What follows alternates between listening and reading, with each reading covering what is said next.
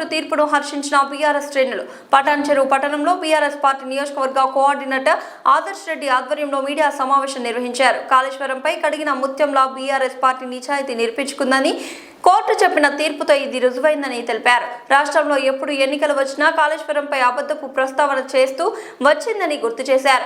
ఇప్పటికైనా కాంగ్రెస్ ప్రభుత్వం కాళేశ్వరంపై అబద్ధపు ప్రచారం మానుకుని 420 హామీలు 6 గ్యారెంటీలపై దృష్టి పెట్టాలని హితవు పలికారు. ఆర్టీసీ కార్మికుల సమ్మెపై స్పందించి న్యాయమైన డిమాండ్లను నెరవేర్చాలని కోరారు. మరి రాష్ట్రమంతా కూడా గత 3 సంవత్సరాల నుంచి అది ఏ ఎలక్షన్ అయినా కానీ గ్రామ పంచాయతీ ఎలక్షన్ కావచ్చు, అది మున్సిపల్ ఎలక్షన్ కావచ్చు, లేకపోతే బై ఎలక్షన్ కావచ్చు, మన జనరల్ ఎలక్షన్లో కూడా అవినీతి, కాళేశ్వరం అంటే అవినీతి, కాళేశ్వరంలో 1,00,000 కోట్ల అవినీతి జరిగింది. పొద్దున్న లేస్తే అదొక ఎజెండాలాగా పెట్టుకొని, అదేదో ఒక సామెత ఉంది, 100 సార్లు చెప్తే అబద్ధం కూడా నిజమవుతుందని. ఆ రకంగా ప్రజలకు పొద్దున్న లేస్తే కాళేశ్వరం అంటే అవినీతి, కాళేశ్వరంపై మేము ఒక కమిటీ వేయబోతున్నాం, దాని ద్వారా కేసీఆర్ గారిని, హరీష్ రావు గారిని జైల్లో పెట్టబోతున్నాం అని ఒక అబద్ధపు మాటలు చెప్పి చెప్పి చెప్పి మరి అధికారంలోకి వచ్చిన కాంగ్రెస్ పార్టీ మరి వారి యొక్క హామీలు నరసింహ వారి యొక్క 420 హామీలు మరి 6 గ్యారెంటీలు ఎక్కడ కూడా వారు వీటిని ప్రజలకు వారికి ఇయ్యలేమో, మనకు ప్రజల్లో వ్యతిరేకత వస్తుందని తెలిసి 100 రోజుల్లో మేము ఈ హామీలన్నింటినీ కూడా నెరవేరుస్తాము అని చెప్పి అధికారంలోకి వచ్చిన కాంగ్రెస్ పార్టీ ఇవాళ ఇప్పుడు మనకు డైవర్షన్ పాలిటిక్స్ కనుక చేయకపోతే ప్రజలు మనని గల్లా పట్టుకొని కంపల్సరీ ఈ హామీలు ఇచ్చినవి ఏమైనాయి అని చెప్పి అడుగుతారని ఉద్దేశంతో మీ అందరికీ తెలుసు 2 సంవత్సరాల కింద మరి పీసీ ఘోష్ కమిటీ అని కాళేశ్వరం మీద వేయడం జరిగింది. ఈ పీసీ ఘోష్ కమిటీ కాళేశ్వరంలో జరిగిన అవినీతిని, కాళేశ్వరంలో ఏ రకంగా ప్రజలకు పనికిరాదు, 1 ఎకరా కూడా పారతలేదని చెప్తున్న రేవంత్ రెడ్డి గారి మాటలని నిజం చేయడానికి ఎంతో ప్రయత్నించింది వారి యొక్క సుదీర్ఘ విచారణలో.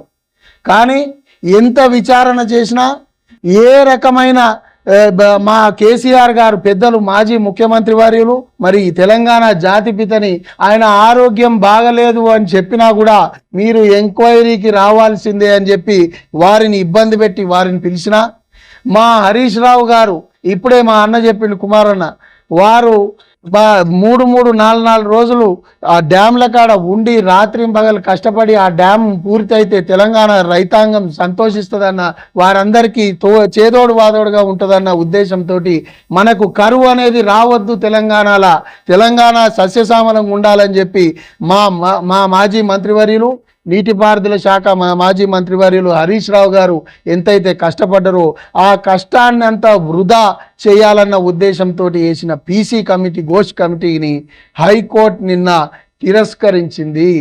ఈ యొక్క పీసీ ఘోష్ కమిటీలో చెప్పిన ఏ మాట కూడా సత్యం కాదు, దీని ద్వారా ఏ రకమైన యాక్షన్ తీసుకోవడానికి వీలు లేదు అని క్లియర్గా హైకోర్టు నిన్న ఒక క్లియర్ మెసేజ్ ప్రభుత్వానికి పంపించడం జరిగింది. ఇది కాంగ్రెస్ ప్రభుత్వం రేవంత్ రెడ్డి గారికి ఒక చెంపపెట్టులాగా మేమందరం కూడా భావించడం జరుగుతుంది. మీరందరూ కూడా ఒక్కసారి ఆలోచించాలి, మరి ఇది పీసీ ఘోష్ కమిటీయా లేకపోతే ముమ్మాటికి ప్రజలందరూ కూడా అనుకుంటున్నట్టు పీసీసీ కమిటీ అని చెప్పి మీరు ఆలోచించాలి. కోర్టుకు వారి ఇచ్చిన కోర్టు జడ్జిమెంట్లో కూడా ప్రతి మనిషికి కూడా 8B సెక్షన్ ప్రకారం ఏదైనా మీరు కనుక మమ్మల్ని మీరు అడిగి ఇగో ఈ రకంగా మీరు చేసిర్రు అని చెప్పి బ్లేమ్ చేస్తే మనము దాని ప్రకారం మేము చేయలేదు అని చెప్పుకునే అవకాశం ఇవ్వాలి. కానీ మీరు అబ్జర్వ్ చేస్తే ఒకటేసారి పీసీ ఘోష్ గారు ఒక్కసారి కేసీఆర్ని 2 గంటలు కలిసిరు, ఒకసారి హరీష్ రావు గారిని కలిసిరు, అధికారులను అయితే చాలా మంది టెక్నికల్ బృందం వచ్చి మాకు చాలా చెప్పుకునేది ఉంది, మీరు అనుకున్నది నిజం కాదు, ఎంతో కష్టపడడం జరిగింది బీఆర్ఎస్ పార్టీ ప్రభుత్వం, అది రైతులను సస్యశ్యామలంగా ఉంచాలి, తెలంగాణ సస్యశ్యామలంగా కావాలన్న ఉద్దేశంతో మరి ఆ రోజు కేసీఆర్ గారు ఎంతో కష్టపడి ఈ డ్యామ్ కట్టిర్రని చెప్పి ఎంతోమంది టెక్నికల్ బృందం పోయి మరి మేము కోచ్ కమిటీని కలవాలన్నా కూడా వారికి టైం ఇవ్వలేదు అని చెప్పి క్లియర్గా మరి మన హైకోర్టు వారు చెప్పడం జరిగింది. మరి ఇదే కాదు, దీన్ని మరి రాజకీయ కుట్రలో భాగంగానే ఈ పీసీ ఘోష్ కమిటీ కాళేశ్వరంపై వేయడం జరిగింది, ఇది ఎట్టి పరిస్థితిలో కోర్టు అంగీకరించదు అని చెప్పి కూడా కోర్టు నిన్న చెప్పడం జరిగింది. మీరు ఒక్కసారి ఆలోచించాలి, మరి ఇది ప్రాజెక్టులపై కక్ష కానీ లేకపోతే రైతులపై కక్ష కానీ, మరి ఇవాళ ఇవన్నిటినీ రైతులకు మనము ఏ రకంగా అయితే మనము ప్రతి ఒక్కసారి 6,000 రూపాయలు ఇస్తామన్నామో రైతు బంధు కింద, అవి ఇవ్వకుండా మరి అవి ఎగ్గొట్టి ఇప్పుడే అన్నట్టు మరి ఎకరము 2 ఎకరాలు ఇచ్చుకుంటూ 5 ఎకరాలకు ఇస్తామని చెప్పి ఇంతవరకు రెండు ఇవైపోయినాయి, మనకు రబీ కూడా అయిపోయింది, కానీ ఇంతవరకు మరి వాళ్ళకు రైతు బంధు వేయడం లేదు. మరి దీన్ని మీరు ఒక్కసారి ఆలోచించాలి. మరి రాష్ట్ర ప్రభుత్వానికి ఇది కోలుకోలేని దెబ్బ కాబట్టి మరి వాళ్ళు సుప్రీంకోర్టుకి పోతామని చెప్పి అడుగుతున్నారు.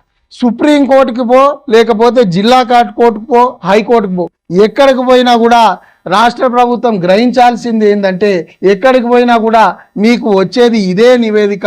ఎందుకంటే కాళేశ్వరం అనొచ్చు, లేకపోతే కార్ రేస్ కమిటీ అనొచ్చు, లేకపోతే మరి పవర్ది మీద కూడా ఒక కమిటీ వేసారు కదా, ఘోష్ కమిటీ లాగా ప్రతి దాని మీద కూడా ఒక్కొక్క కమిటీ వేసుకుంటూ వచ్చారు. అవన్నీ డైవర్షన్ పాలిటిక్స్కే పోయినాయి తప్ప ఎక్కడ కూడా ఏ కమిటీ కూడా ఇక్కడ అవినీతి జరిగింది, ఇక్కడ తప్పు జరిగింది, వీరిని శిక్షించండి అని చెప్పలేకపోయింది. ఇది మరి రేవంత్ రెడ్డి ప్రభుత్వం మరి ఆలోచించాలి. మరి ఇదే రకంగా ముందుకు పోతే మరి ప్రతికూల వ్యాఖ్యలు కూడా ఎవరైనా ఒక మనిషిని మనం బ్లేమ్ చేసినప్పుడు మరి ఈ ప్రతికూల వ్యాఖ్యల ద్వారా రేవంత్ రెడ్డి ఏమనుకుంటున్నాడు, మేము ఆరోపణలు చేసినంత మాత్రాన ప్రజలు నమ్ముతారు అనుకుంటున్నాడు. కానీ ప్రజలు నమ్మకుండా మేము హైకోర్టు పోతే హైకోర్టు మాకు ఇచ్చిన తీర్పు ద్వారా ప్రజలకు మనకు క్లియర్ మెసేజ్ పోయింది ఏంటంటే కాళేశ్వరం అనేది ప్రజలకు మంచి చేయడానికి కేసీఆర్ గారు, హరీష్ రావు గారి నాయకత్వంలో కట్టడం జరిగింది.